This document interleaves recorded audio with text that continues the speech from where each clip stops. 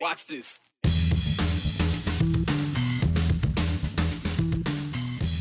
Man, every minute counts.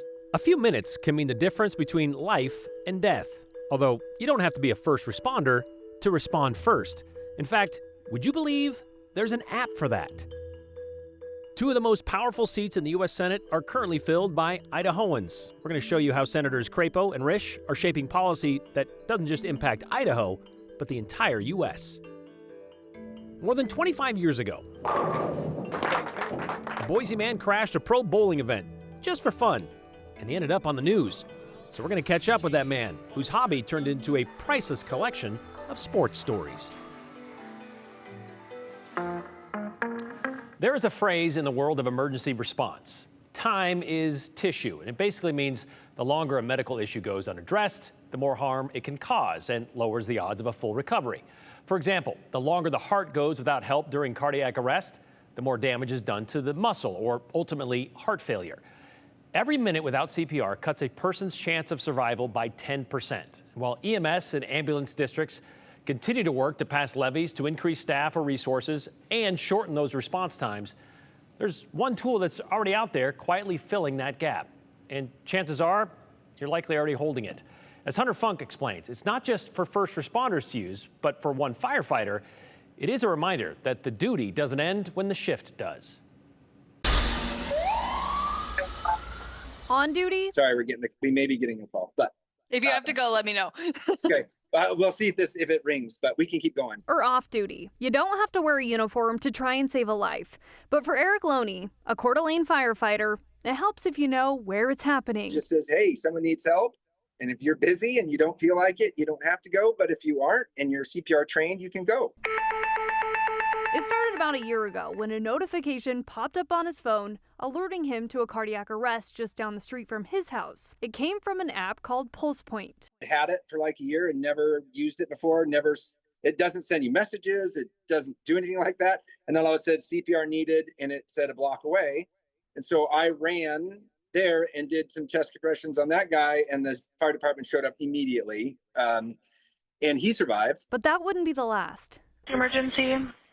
Yes, I'm at Costco. A gentleman has fallen. This is a couple months ago now. We were on vacation going up to Canada, and we stopped at Costco to get gas and get a burrito at Chipotle. And I'm in Chipotle, and my pulse point went off again. And I told my wife, I said, hey, I'm going to go see if they need help. And then I just said responding. You push the button that says responding, and it just guides you to where the CPR is needed. And it showed the building of Costco and showed it like in the middle of the building. And I just followed my blue dot and ran to the front door and said, hey, they need CPR. And she said, like, row 50, whatever. And I just ran over there, but they already had him hooked to the AED and they were already doing CPR when I got there. And then when I got there, I said, hey, I can help. And then I started doing chest compressions. We shocked him twice. And then, I did more chest compressions, and then the fire department showed up. It's like a digital knock at the door. Pulsepoint is tied directly to 911 dispatch. When someone calls for help for sudden cardiac arrest in a public place, the app sends an alert to users nearby who know CPR. If you're within about a quarter mile, your phone will buzz with the address and a map. It doesn't ask you to replace paramedics, just to buy them time. Earlier that somebody can do something, the better. Ask Chief Michael Stoll with the Canyon County Ambulance District. It's filling the gap. 2024, we went out for a levy override in May, and then in November, and they failed. And then this last May, we're thankful that the public approved the levy override. But during that process, we were very transparent with the public about how often we were shutting down ambulances, which meant there was a lot of times where there were no ambulances available. We call it level 0. And we still, even though the levy has passed, we're going to keep sharing that data just so people see. But if you're waiting longer for an ambulance, every minute counts that maybe the general public can help out. Stoll and Loney say tools like Pulsepoint aren't a replacement. They're a bridge, especially in rural Idaho, between the moment someone collapses and the moment help pulls up. It's a tool.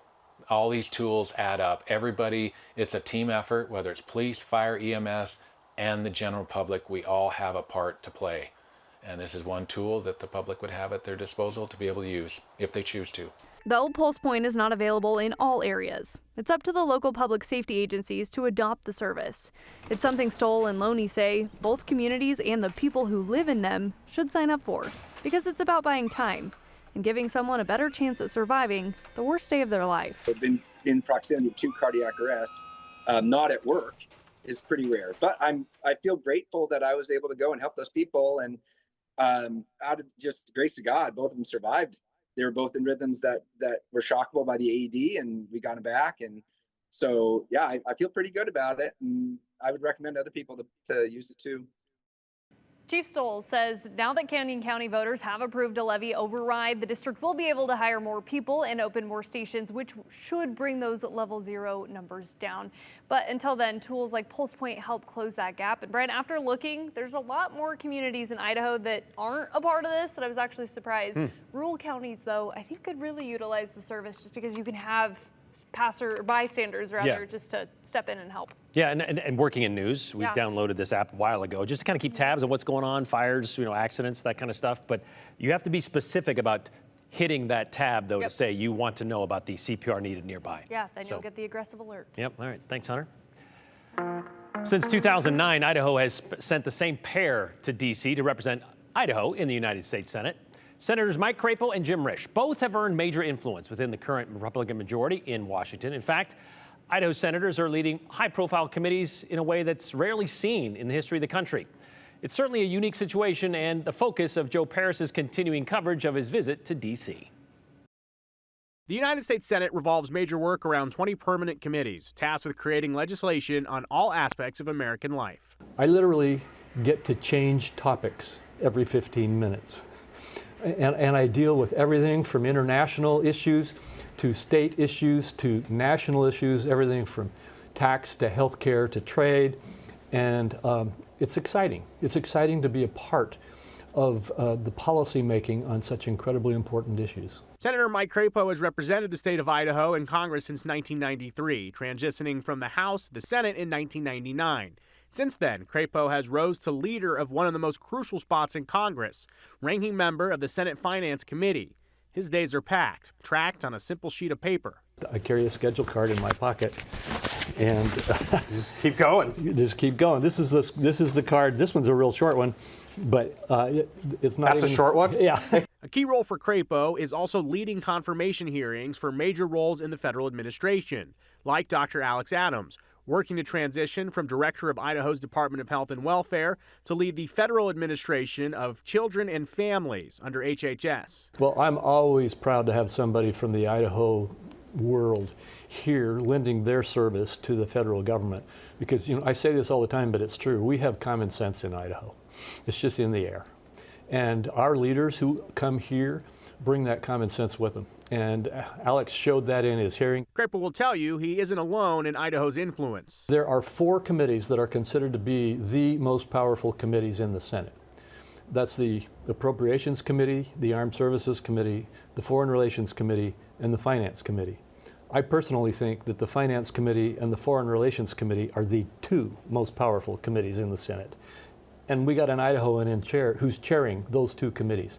I don't know the time when that's happened, for maybe forever, that the same senators from the same state were chairing the 2 most powerful committees in the Senate. As chairman of the Foreign Relations Committee, I deal with every treaty that the United States enters into. Senator Jim Risch represents Idaho on 5 powerful committees. Chair of Foreign Relations and member of the Select Committee on Intelligence, brings an Idaho influence to the world stage. It cannot be a common treaty without me signing off on it, because it's not going to get there unless it comes out of the Foreign Relations Committee. The important treaty we're dealing with right now for Idaho people is the Columbia River Treaty. Every person has a water right in Idaho. Every person that has any kind of interest in water in Idaho is affected by the Columbia River Treaty. That keeps me coming back. When you have that ability, when you're in a position where you can actually make that kind of a difference for Idaho people, yeah, I get up in the morning saying, it's going to be all right. As leaders in the Senate, both Risch and Crapo face scrutiny on a local and national level, like for their votes to support the Big Beautiful Bill and a recent rescissions package. Critics question if support of the Big Beautiful Bill will add to the national debt. The Democrats are right on it. It's adding to the national debt. because we don't have a balanced budget. But what this did do that they don't talk about is the deficit, the annual deficit. We ratcheted back considerably so that the addition to the national debt would be lower. That doesn't make it go away. That doesn't mean this problem is solved. We're trying to turn this battleship around, and you can't turn a battleship around immediately. So, I mean, you know, you throw ideas out that like that. Well, it's going to add to the national debt. Well, of course it is. We're adding over $2 trillion every year. We're ratcheting that back. On the rescissions package, questions swirl on why a Republican majority would approve a budget earlier in the year, only to try and claw it back. The reason it was sort of clawed back is because the president, under the Doge activities and Elon Musk and his activities when he was working here at Doge, they held back a lot of the funding. But the president doesn't have the right to claw back the funding. He can not spend it, but he can't pull it back so that it's not authorized. It takes Congress to do that. And that's what that bill was doing, was saying these are some of the things that Doge and the president identified that needed to be corrected. And instead of just having lawsuits over whether the president has to be forced to spend this money, we'll make it clear that this money can be not spent. Something we touched on in the early part of that story was Director Alex Adams, formerly of the Department of Health and Welfare here, up for a position at HHS. To this point, he has still not had the full confirmation from the United States Senate. And Brian, something I spoke with the Senate congressional delegation is that they have this backlog of so many people that have been through the nominations project and, through the nominations performance, and then they need to get the votes in the Senate. There has not been any unanimous consent votes on these, nominations to be in the Trump administration, and there's actually the first time in history where there's not just these UC votes, unanimous consent votes. So it will be interesting to see when Alex Adams and Mike Boren actually can maybe get confirmed and get to work. The wheels turn slowly in D.C. Interesting, Senator Crapo's been there since '92, but still a long shot from being the longest tenured senator in that room. Yeah, Chuck Grassley, a Republican, 50 years there. 50 years. All right, thanks, Joe.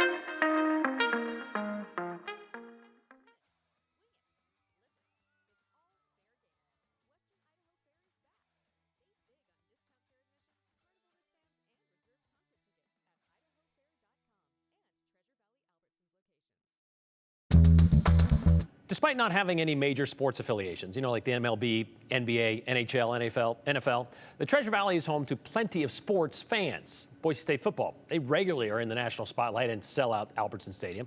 Boise Hawks draw a pretty big crowd in most of their games. Steelheads, consistently playoff contenders. Those might be the mainstream sports, but Southern Idaho also attracts, the tributary types. Think professional rodeo cowboys, pool players, and bowlers.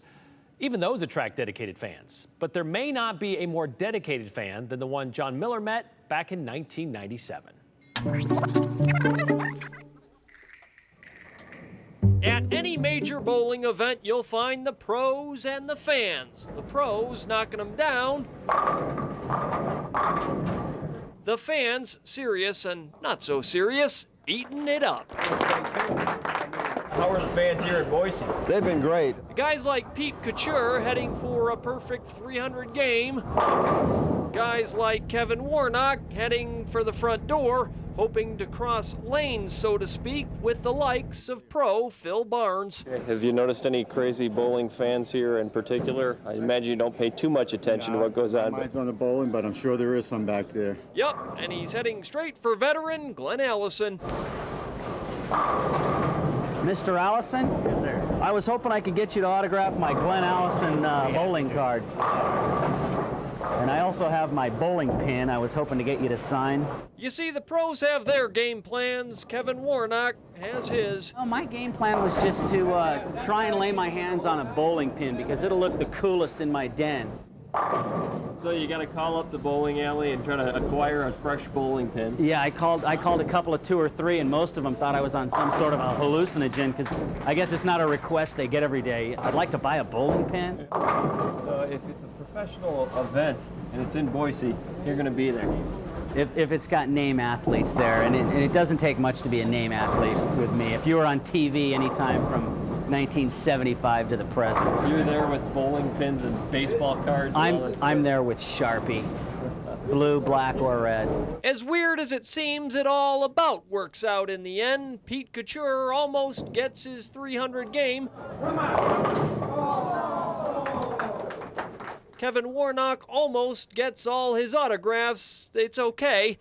There's always next year. So you don't feel strange about buying bowling pins and asking these guys to sign them? No, because when the dust settles down the road, people will think, whoa, what a cool thing, a bowling pin.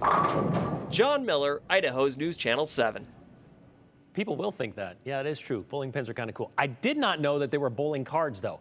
Okay, so fans being that close to the action, you saw them lined up there at Westie's. Bowling might be one of the few sports where it's possible to walk right up to the pros and ask for an autograph, as you just saw, or at least it used to be. And lucky for us, Aspen Shumpert learned it was almost as easy to track down Kevin. He still lives here in Boise, so we wanted to know if he still has all of that pro paraphernalia he's collected all those years ago. Well, he does, and a whole lot more. You know, if they're in town, you might as well go hang out with them. Those are words Boise man Kevin Warnock lives by. The boxing glove? Well, this is signed by a skater turned boxer by the name of Tanya Harding. It's also why he ended up in a 1997 John Miller story at Westie's Garden Lanes bowling alley during a professional bowling tournament. I came down here, had this bowling pin, and I'm gonna nab a few autographs, and then this guy comes up to me and says, hey, what are you doing? And the rest is history. Him being John Miller. Right. I said, dude, I am not the story here. This guy bowled a 900 series, okay? I had nothing better to do. I didn't have to be to work till 3 o'clock. You got these senior PBA guys down here bowling, so what else are you gonna do, watch Oprah? The bowling pin and sports card Kevin carried around, pinning down the pros for their signatures, is still in Kevin's possession today. Mike Durbin, Pete Couture, Glenn Allison, Gary Dickinson, Tita Semez, Dave Suter, Mike Durbin. But there's a twist. Bowling sits in the gutter of Kevin's sports preferences. I don't bowl a lot. I don't, once a decade. It wasn't pure fandom or investment thinking. It was just something I do, and I was going to come down. It is way, way, way down at the very bottom of the list. But Kevin does love collecting sports autographs and the stories behind each encounter. Yeah, that's a big hobby. It's just fun, something to do. It doesn't cost me really anything. His first autograph was a chance encounter when he was a student at Capitol High School in Boise. The beginning for me was this woman, Chris Evert, okay? This is special year-end issue Sportswoman of the Year, 1976, Chris Evert. Fast forward 3 years, she comes to Capitol High School, okay? World team tennis. After the match was over, she's walking out, and I had, all I had was this paper towel or piece of paper, whatever it is, had already gotten, and she signed it. Kicking off decades of autograph adventures. To second place in the NCAA playoffs in 1966. James Buster Douglas, right, comes to Boise, and he knocked out the invincible Mike Tyson, right? So I'm down at a gas station collecting his autograph. He was here they had a boxing smoker, and so he signs these gloves, James Buster Douglas, peace and love. Now his collection is close to 300 signed items. Sports Illustrated covers making up about 200 of his collection. Sportsman of the Year issues, the Heisman Trophy winner issues are my faves. And he's never sold a single item. Are you still carrying a Sharpie in your pocket? No, everything's kind of planned now, but I have been at places where I've got to borrow a pen. I've got to buy a pen. Almost all of his interactions with these athletes he receives autographs from are when they're in town, somewhere in Idaho, for whatever reason, whether it be a card show or planned events.